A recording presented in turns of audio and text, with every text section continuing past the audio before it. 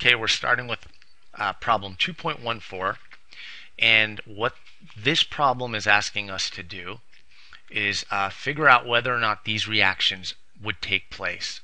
And that's why we have this red question mark that I wrote in above this arrow, okay, from the reactant side to the product side.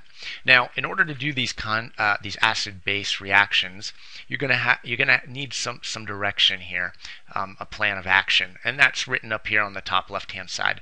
And then you've also got to use a couple of other rules that come in handy. I brought these over with me from Gen Chem 1 and 2. And when you do acid-base reactions, if you remember, these came in quite handy at the time. We needed these. Basically what they say is this: a conjugate base gains an electron and loses a hydrogen, and a conjugate acid does the exact opposite. It gains a hydrogen and loses an electron. And this is for Bronsted-Lowry, of course. If we do the Lewis base, that does not apply. In fact, it's completely different. So that being said, let's go ahead and figure this out. So the first step is to match the acid on the reactant side, this side, with the conjugate acid on the product side. Okay, so we'll go ahead and we know that this one here, HCN, it's an acid, a weaker acid, and you kind of already know that this isn't going to take place, and it does not take place. By the way, the answer is it does not take place. You kind of already know that because this is a weaker acid, as is in part B, this ethanol. But anyways, let's go ahead and work through it just so we know for sure. So we know this is our acid, and then our conjugate base, our conjugate acid rather, would be this guy here. Okay, and the reason why you know is because if you come up here, you see that a conjugate acid gains a hydrogen or a proton and loses an electron. Another word for hydrogen is proton. So if I say proton, that's what that means. So here we've gained a proton and we've lost an electron. That means it's a conjugate acid. So I'm going to go ahead and put Ca above it for conjugate acid, and that would be, of course, the conjugate base. And this guy over here would be the base.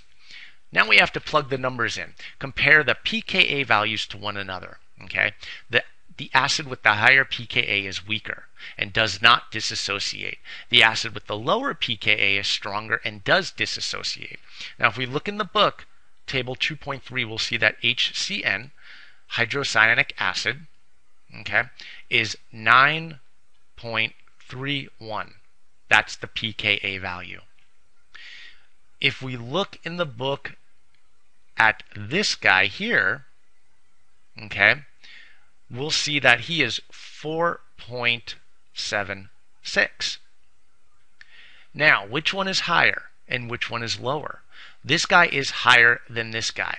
Higher means weaker in this instance, and weaker means it does not dissociate.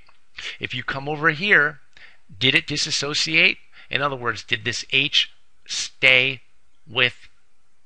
did it stick to where it was supposed to? Did it stay where it was supposed to? No, it did not. You can see that it did not. Okay? So this guy here would not work out. Okay? Because you can see that from this here, there is no H. Okay? Now, let's see. Let's do, I guess we can move on to this one, part B.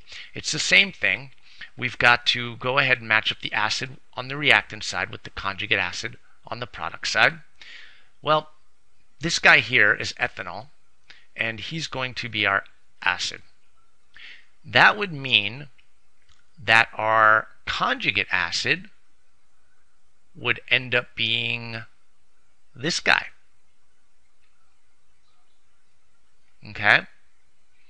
And the way I figured that out was I looked at this one here, and I noticed that he gained an electron and lost a hydrogen. If he gains an electron and loses a hydrogen, it makes him a conjugate base. So this guy here is a conjugate base,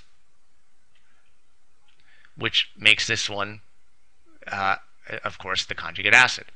And this one over here is the base. Now let's go ahead and plug the numbers in, the pKa values. Ethanol is 16 And this guy here is, well, we can get it from right up here. It's 9.31.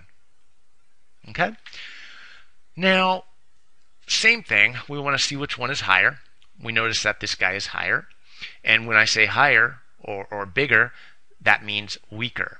And if it's weaker or weak in general, but in this case, I guess weaker than this one, if it's weaker, that means it does not dissociate.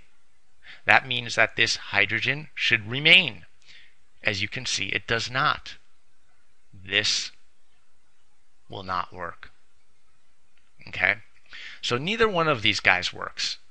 Both of these reactions would not take place, and that is exactly what they asked us to solve for. So we are done with this problem.